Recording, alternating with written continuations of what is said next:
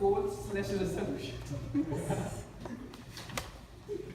Thank you, Mr. Toastmaster. I'm going to disappoint you a little bit. My resolution is to start attending Toastmasters again, but not every week, every other week. That's my resolution. And I did join Toastmasters years ago, 10 plus years ago. It was out of a New Year's resolution, and I can say that that was one resolution which I did keep, kept it for a long, long time. Going to Atishay's speech, he is going to give an advanced speech today. His manual is Speaking to Inform, and this is project number 4, a fact-finding report.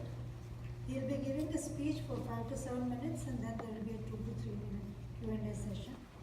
And his goal is to, as the title says, right, to give us, to present to us a report on fact-finding on a particular topic. His information should be comprehensive and well organized and well presented in an interesting manner. I have heard enough speeches from Atishay to know that he is always doing something very interesting. He should give us an overview of the report, an explanation on how we gathered the data, and give us relevant facts. He is also asked to use a visual aid, or if he does it, he has to do it effectively. Looking forward to Atishay's speech. Mr. Toastmaster.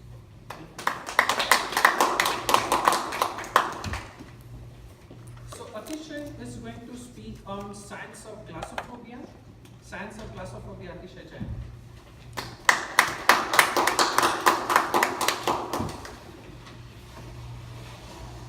So before I get started, my resolution for this year is to try and get to speaking at developer conferences. I spoke at one last year. And I have already distributed these pamphlets. No need to look at them right now. It had a list of references from where I got the speech. Okay. So studies have found that the biggest fear, the number one fear for most people is public speaking. Number 2 is death. Death is number 2. That doesn't seem right, does it? So, for an average man going at a funeral, he would be happier in the casket and speaking the eulogy. Those are not my words. Jerry Seinfeld spoke them. The comedian Jerry Seinfeld in 1993. Glossophobia, the fear of public speaking, is there in 3/4 of Americans. Glossophobia is very real. It can have an impact. Studies have shown that glossophobia can cause a reduction of your salaries by 10%. It reduces the chances for a promotion by 15%. Glossophobia is a disease. Just like any other, this disease can be cured. And it has its symptoms. Now, as Toastmasters, all of us have given speeches, so we know the symptoms of glossophobia. Let's start with Rishikesh. You had an icebreaker today. What kind of symptoms of stage fright do you witness? Any one thing?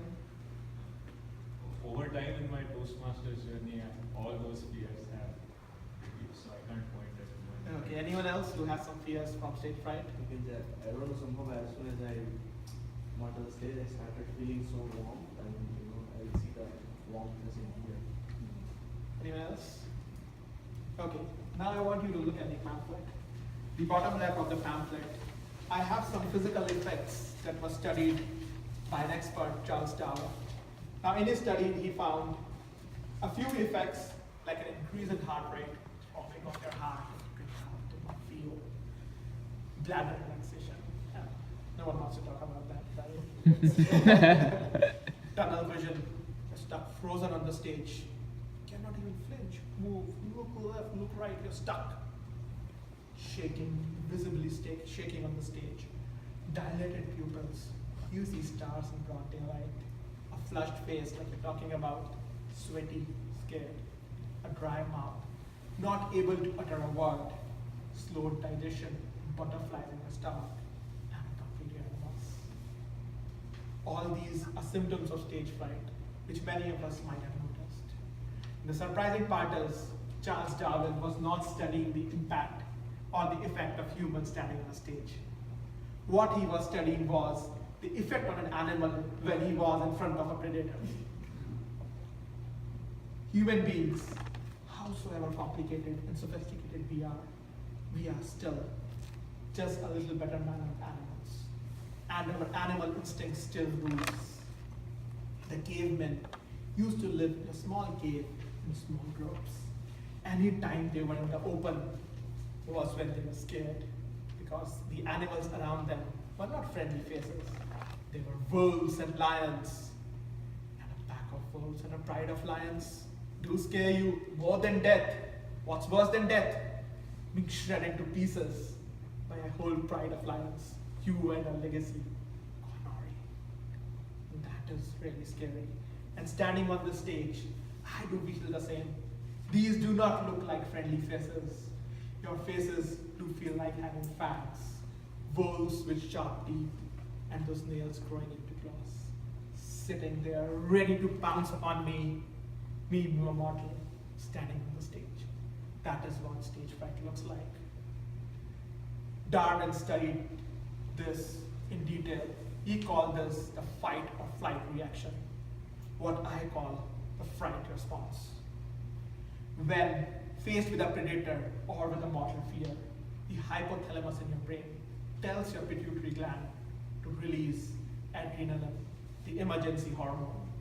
And the impact of that hormone is all those physical effects that we see on the stage. You are in a constant emergency rush. The adrenaline rush can get to you. When you are under the effect of the adrenaline, your senses are heightened, so you feel everything. The calm of standing on the stage. Did I just step on a twig? I need to run, because when faced with a pack of lions, you cannot recover from a mistake. Now, standing on a stage is not really a mortal fear. You shouldn't be scared of death. You're not cavemans, right? But studies have shown that humans overestimate and get scared for no reason, or maybe for valid reason. The cavemen were still living in communities. And as social as we are still scared of a few things. For example, a standing in the social order, a credibility, our legacy. And that is very, very scary to lose. For a caveman, being ousted by the community is worse than death. Because guess what? It's not just you that will suffer, but also your entire family. Which means it's worse than death, because not only you, but your entire family would die. Now that we know what stage fright is, it's like fighting a pride of lions. When you're standing on the stage, how would you go on and fight a pride of lions? There are 3 things to do. Step number 1, prepare. Prepare for battle. How do you prepare for battles?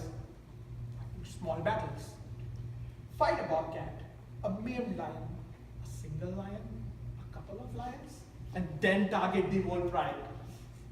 Speak at a small group of family events, to some friends, at a Toastmasters meeting, at a contest, at a conference, and then target speaking in front of the world.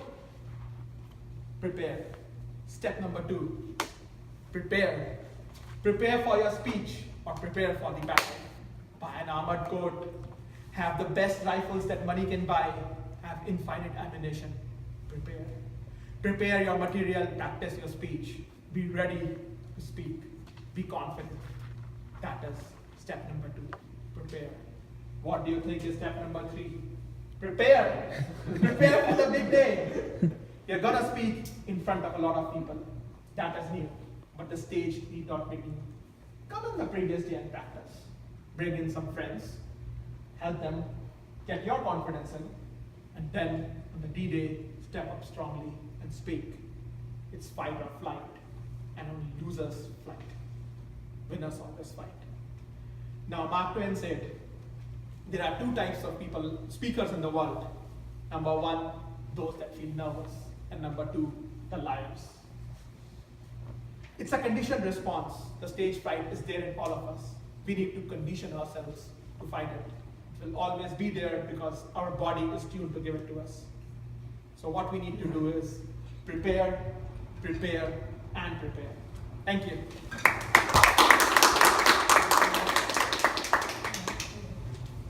You can introduce. So if anyone has questions for Dishant, please go ahead. We have a couple of minutes as a part of his assignment where he can be asked questions and will reply. Sure. What's the best caliber rifle to bring to your Toastmasters? Well, the best caliber rifle is to come up with all the information. If you're speaking about rifles, know about what all types of rifles are there. And your ammunition, what all is supported with what rifles, which means have your knowledge, and that is what will help you at Toastmasters. Learn, practice, speak about what you're comfortable with. Yeah. Have you yourself, looking back from when you first started and to where you're at today, can you see yourself a difference in your skills as a public speaker? Are you less nervous now? Has doing it over and over and over, practice helped you out? Personally, how has it affected you? Okay, my first speech is actually on my website, and if you look at me standing on my first speech, I was standing at the podium with the notes here. I was not looking at the notes, but I was standing here speaking frozen. So we talked about tunnel vision, and I was actually witnessing that. I was not really shaking. Luckily, my bladder was intact. But yeah, I was standing here frozen. And if you look at my speech from the conference, which was in front of more than 500 people, I was still moving around, and I was comfortable in comparison to what I was in my first speech. And that is what practice has helped me with. Yeah. I was speaking at a conference in front of 500 different to speaking here in this game. It's not very different. Once you get started, it's the same thing. It's before you get started, that's when you get all the fears because the stage is bigger, the audience is bigger. But once you get started, it's the same thing. You know your material, and luckily in most conferences you have slides, so you're not really bounded by the restriction of not having anything. Here we are challenging ourselves in conferences. We speak about what we are comfortable with. Yeah. So in Toastmasters, we mostly get same type of audience, right? Every week and week out. How do you prepare for a new type of audience or the first time audience? Preparation for a first time audience is not really extremely different. You need to know what your audience are. So at Toastmasters, we talk about speaking because our audience are people who are interested in speaking. I talk to a developer audience. I know my audience is some sort of a developer, so I'll start with developer jokes. Got it. Some developers. Okay. Okay, one last question. I'm almost out of time. Yeah, tell us. So when you're on the stage, if you got caught by nerves and then mine just went blank, so that happens a lot to me. So what would you do to recover from? Speak whatever gets in your mind. Okay. One funny fact is 96% of the audience don't even remember if you made a mistake. Yeah. The audience don't remember, they are more interested in seeing you successful. It's only you that is scared. Okay, thank you. Thank